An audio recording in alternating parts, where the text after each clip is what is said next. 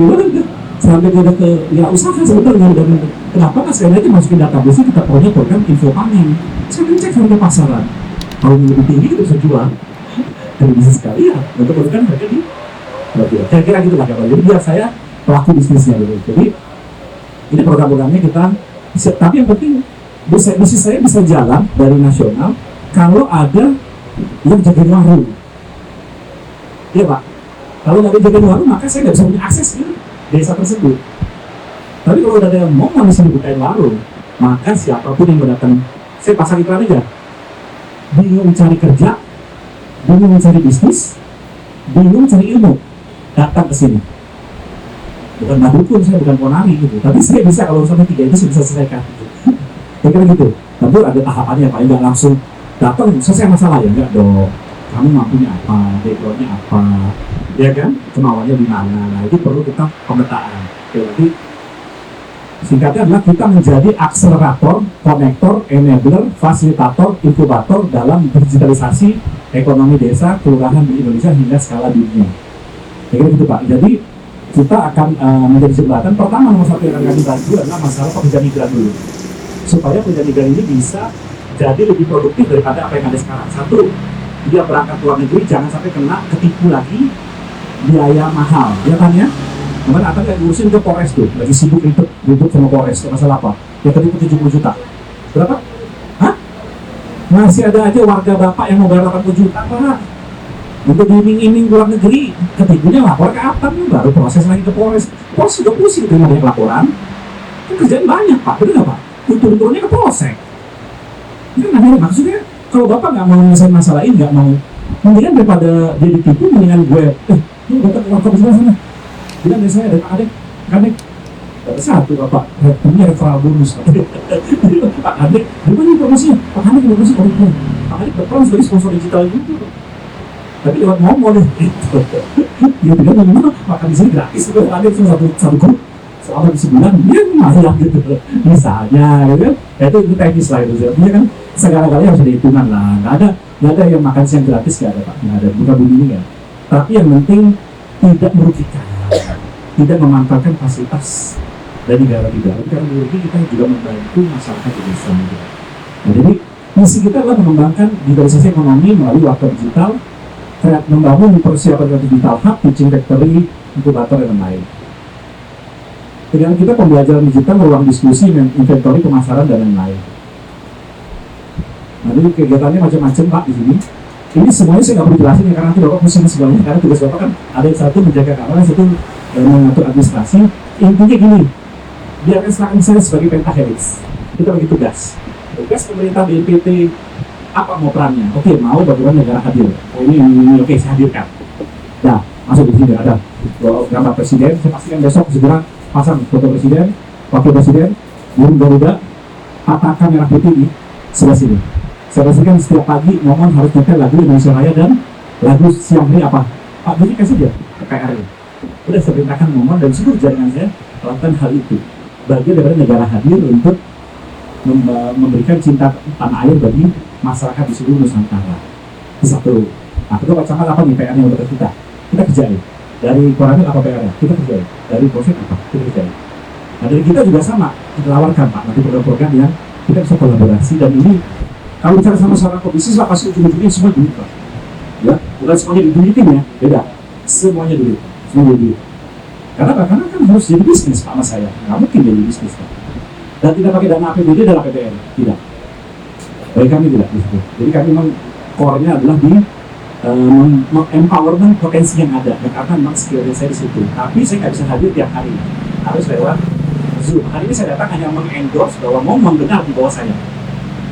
Bahwa apapun yang dari Momon, saya di belakangnya. Jadi gitu Pak maksudnya. Jadi biar apa-apa kalau telepon saya juga nggak masalah. Ini semua Momon kok ini konten saya nggak masalah. Biar saya tegur Momonnya. Karena yang saya tegur Momon hanya saya Pak, Acangkan juga bisa karena dia layaknya Bapak itu. Karena itu malah dia negor Bapak gitu. Ya kan, suaranya bisa kemana-mana ngomong kan, bisa ngomong ke Bupati dia, apalagi ini kan kelihatan kan, kepala BPBN ini, lengkap gitu.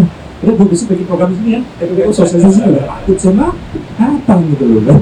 Ya karena dia yang bisa ngomong kemana-mana gitu. Oke, jadi singkat kata kita akan bikin program Pak di sini bisnis bareng trading bareng, nonton bareng, ngopi bareng, dagang bareng, belajar bareng. Bapak mau yang mana?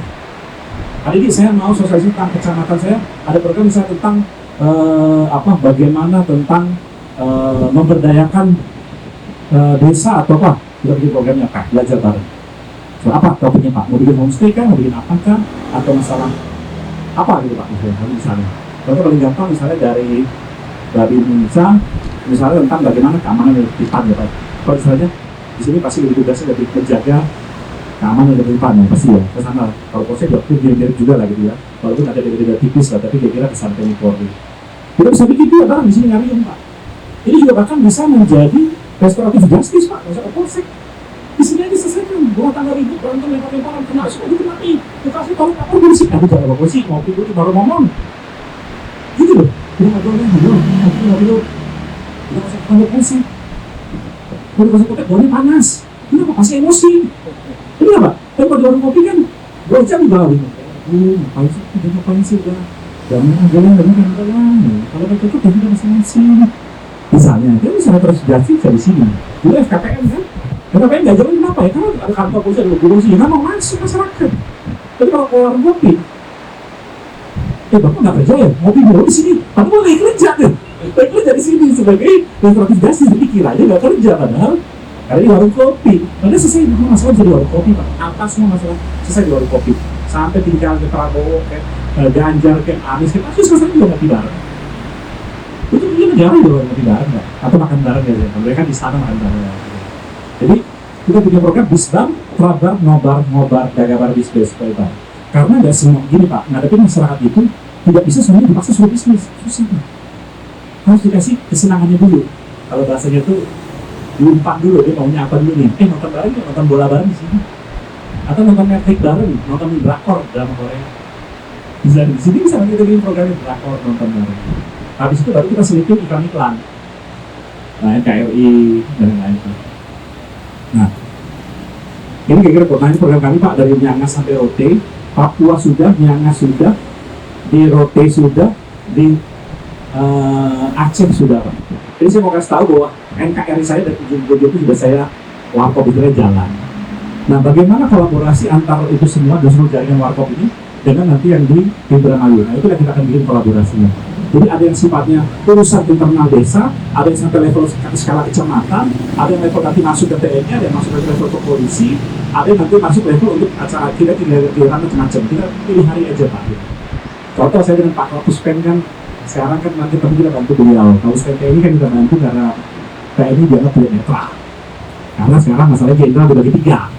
Jenderal 1, 2, 3, jenderal 2, 3, repot kita sekarang. Jenderal yang sono ngomong, TNI tidak netral.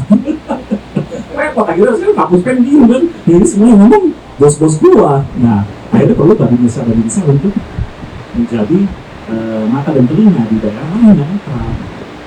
Nah, tapi kan Badan Desa nggak punya caranya Pak untuk menyampaikan aspirasi tersebut. Kami punya namanya 2 pilar dan punya akses langsung dengan Kapus Pen, langsung dengan Mabes TNI, tidak dengan Kadif Humas Polri. Saya kira gitu Pak. Jadi semua kami punya akses semua ke sana untuk kolaborasikan sehingga kadang kan lewat jalur yang informal itu jauh lebih pasnya panjang gitu daripada lewat prosedural kan gitu. Tujuannya untuk kebaikan dan percepatan. Nah ini tentunya program kita ada 2 program Pak, 25 juta dan 50 juta untuk apa ya tadi, Yapin TV ini, laptopnya, webcamnya, mic-nya, semua supaya dan pojok kopinya supaya mereka layak punya usaha. Tujuannya apa? Supaya nanti calon pekerja migran kalau belajar bahasa Kantonis, mau belajar bahasa Mandarin, mau belajar bahasa Melayu karena Malaysia, mereka harus datang ke warung kopi ini. Jadi mau coba bayangin Pak, CPNI, Bapak bayangin aja, datang ke warung di sana, CPNI dari Arab, ngomong bahasa Arab. Ngomong apa bahasa Arab?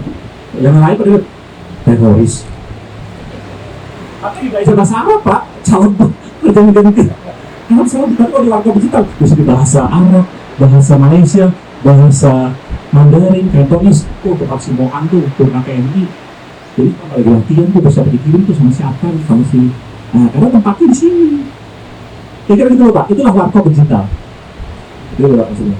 Jadi ini semua perangkatnya untuk kebutuhan itu tadi. Ini kita udah bikin satu percontohan juga, dan kita sudah di Sumedang, di beberapa daerah sudah mulai para pekerja migran itu, nah ini juga dengan Pak Menteri Erlangga juga udah jalan dari program prakerja, kita juga launching di Bengkulu dengan Pak Gubernur, Pak Bupati Pesawaran, udah jalan semua.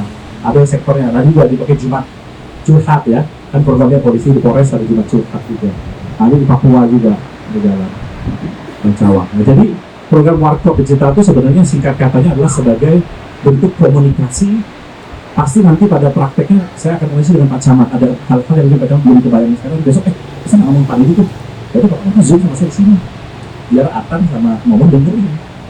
Bapak ngomong sama saya Pak itu bisa nggak gini, bisa nggak? Bisa begini enggak? Ngomong kamu kerjain gini, atau kamu kerjain gini? Jadi ngomongin Atan ataupun para warga yang ada di desa-desa itu Pak, sifatnya sebagai operator aja Pak, otaknya di kita, di pusat. Gitu loh Pak, karena nggak mungkin mereka mampu mengelola itu dalam waktu yang singkat. Dari pelan-pelan kita transfer knowledge ke mereka gitu. Tapi yang penting ekonomi kerajaan bisa berjalan. Nah ini kira-kira singkat kata dari programnya. Oke, sekarang saya lompat sedikit langsung sebelum masuk ke ruang KRI ya. Satu lagi, kita punya program, punya pelatihan online Pak. Kita punya pelatihan online, program prakerja, strategi pemasaran, mengolah website, sampai ke homestay, sampai ke tour guide desa, materi kebangsaan kita bikin juga. Kita punya pelatihan online, udah ada 60.000 member kita pelatihan online. Nah ini kalau dia mau beli misalnya, saya mau tahu pelatihan housekeeping nih 500.000 gitu. Ini belum yang beasiswa ya, kalau CPN ini bisa kita kasih beasiswa, itu tergantung nanti komunikasinya. Nah ini bisa belinya di tempatnya Mbak Momon, maka Mbak Momon dapat 20% manajer fee. Mbak Momon jualin juga Hisense, ada yang minat apa, ambil 5 Hisense beli, nanti dari gudang distribusi kita wilayah mana akan delivery, dapat Momon dapat pendapatan juga, nanti mitra-mitra juga boleh yang lain gitu Pak. Jadi ini sebagai semacam kayak wadah kreatif hub untuk usaha, bursa kerja, bursa usaha, bursa kreatif, dan juga untuk channeling membuka semua potensi bisnis. Dan momennya masih tadi nggak perlu dia yang pintar, mereka cuma yang pintar tinggal di kopi, semuanya activity itu cuma punya operator hidupin, yang lain nanti zoomnya Pak yang ketemu, yang ngobrol, karena bahasanya nggak mungkin Pak, bahasa Bapak aja dengan bahasa TNI aja protokolnya beda, dengan pemerintahnya beda, nggak mungkin. Tapi saya bisa pahami semua karena saya terlahir memang untuk mengembangkan solusi untuk semua program. Karena ujung-ujungnya kan hanya lapangan kerja, lapangan usaha, Pak, hidup ini kan dua, ya kan Pak. Tugas dari pemerintah kan bagaimana membantu masyarakat untuk bisa punya peluang lapangan usaha, lapangan kerja. Itu selesai titik. Nah itu kok sebenarnya. Nah ini program-program pendukungnya Pak di sini. Kegiatannya kita bisa juga bikin program beasiswa anak berubah homestay bisa. Nah siapa tahu ada program dari Bapak kan? Homestay. Kalau sama orang lain mungkin dia hanya pelatihan sekali dilepas. Kalau kita kan ada momen di sini. Maka rutin dia terus sampai dia bisa berkembang. Ini hanya sekitar sekali pelatihan lepas Pak.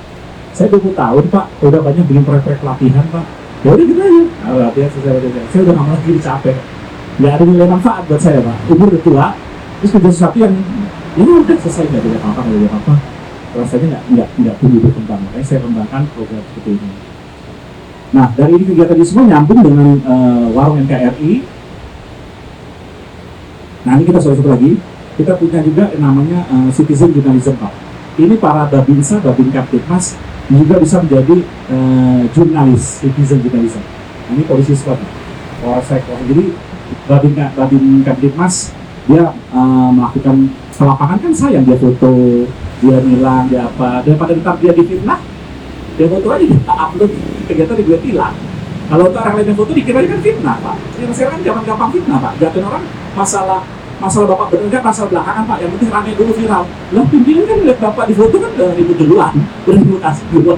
Kan kadang-kadang gitu, zaman sekarang yang memberikan fitnah luar biasa. Jadi kita punya citizen journalism, jadi Babin Kaptipmas, Babinsa, Karang Taruna, pemuda bisa menjadi jurnalis warga, PNI juga bisa memberitakan dari Arab Saudi, dia dilecehkan, itu harus berita upload ke situ.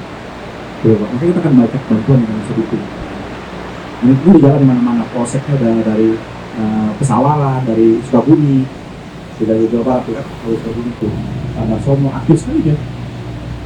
Walaupun dia udah bukan lagi di Humas, dia udah pindah ke bukan Babinsa lagi, bukan Babin Kaptipmas, dia udah pindah lagi ke bagian apa yang patroli itu, baru polsek, Samapta ya. Nah itu udah pindah, tapi dia tetap jadi wartawan juga.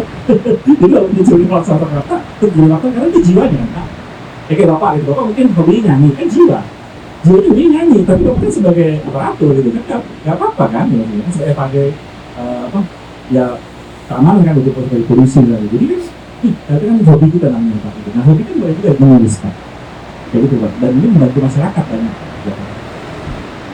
Jadi ada macam-macam kegiatannya.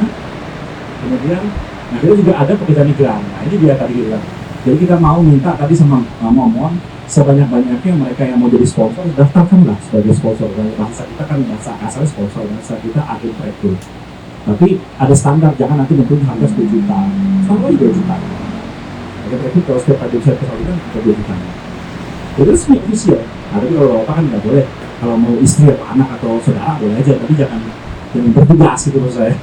Kan gitu nanti nggak etis sih. Tapi kalau saudara istri itu boleh aja, nggak masalah daftar di sini. Gitu loh. Jadi bahasanya itu referral Pak. Ya kan referral kan kadang-kadang daripada 5 orang nggak dapat peluang kerja, ntar ditipu pula. Akhirnya kalau ditipu kan jadi makanannya apa? Lapor ke LBH kan ribet. Nah, mendingan daripada ditipu udah kasih ini semua. Kalau komputer tuh tempat yang benar sih. Kalau komputer tuh udah aman tuh gitu, aman loh, jangan tipu. Kira-kira gitu maksudnya. Jadi, nah ini udah banyak yang daftar juga. Nah ini kita lagi, mereka nanti sudah daftar, nanti mereka daftar di sini tidak langsung dapat tugas atau tidak. Maksudnya dia ada profil digitalnya. Tapi profil digital itu siapa yang pertama kali menemukan dan nyuruh dia masuk mendaftar, maka begitu dia masuk diterima ke negara mana, di sistem kita tahu, oh bapak ini yang pertama kali ya, sistemnya nggak bisa bohong Pak. Kadang kan ribet gitu Pak, rezeki Pak, udah gue ternyata gue nggak dikasih, ditinggalin. Nah ini nggak bisa di sini, nggak bisa karena nama-namanya langsung di sini nih. Profilnya kalau diklik udah tahu ada berapa nama dia, misalnya diklik udah berapa orang yang dia apa namanya, oh dari kita nggak bisa buka sih, kita bisa lihat di dalamnya ada berapa yang dia punya gitu. Jadi lebih apa ya Pak, lebih fair gitu. Sama kayak Gojek, zaman dulu kan Gojek kan ojek pangkalan, dan setelah ada Gojek kan tertata. Itu sebenarnya sih. Jadi kan kita nggak takut lagi kalau pakai seragam Gojek, kita kan yakin dia nggak bawa kita masuk ke semak-semak, walaupun ada juga oknum kan. Tapi kan hanya satu dari 100.000 gitu dia. Sebenarnya sama dengan ini juga, supaya PN ini masalahnya juga selesai atau tereduksi lah. Kalau nggak jadi masalah terus Pak. Gitu. Kalau nggak ada yang memulai siapa gitu jadi masalah terus. Nah ini kira-kira dari kami, nanti langsung aja Pak, sebelum tanggapi oleh Pak Camat, karena waktu ini terbatas, kita silakan dari Pak Bang Jupri ya, sebentar saya siapin tadi. Nah ya, kita bisa makan siang juga ya, kan? Iya, sudah. Langsung aja program makan siang sama santai gitu. Boleh merokok nggak? Kopi Pak. Nah itu yang ditunggu.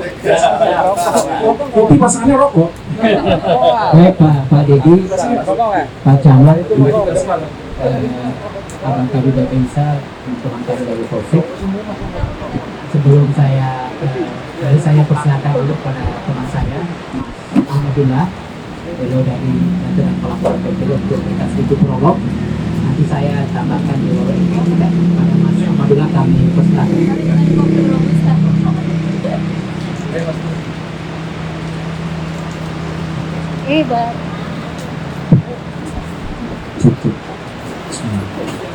Assalamualaikum warahmatullahi wabarakatuh. Bapak mau kopi?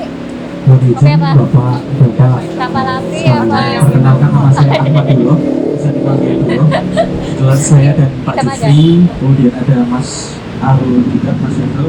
Kami dari BNPT, Badan Nasional Penanggulangan Terorisme. Jadi saya mau menjelaskan sedikit.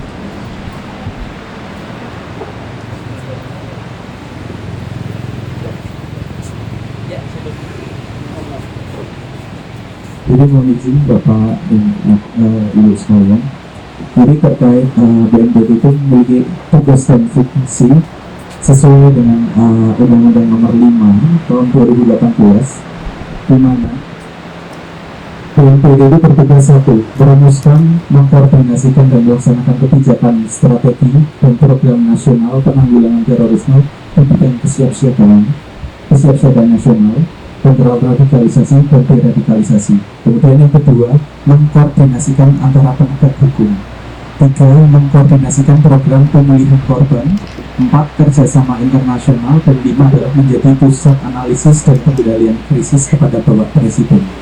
Jadi Alhamdulillah per tahun 2023 kemarin tidak ada bom yang meletus di Indonesia, dan itu menjadi salah satu prestasi di mana antara penegak hukum kita yang saling bersinergi, karena BNPT itu tidak bisa berjalan sendiri.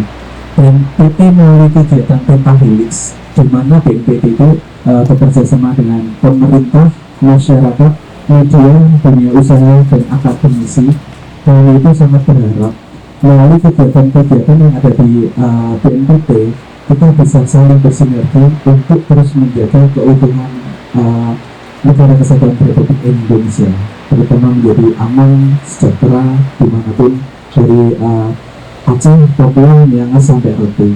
Kemudian di kegiatan BNPT tersendiri itu ada kegiatan unggulan, di mana kegiatannya bernama kegiatan sinergisitas dalam hal penanggulangan terorisme.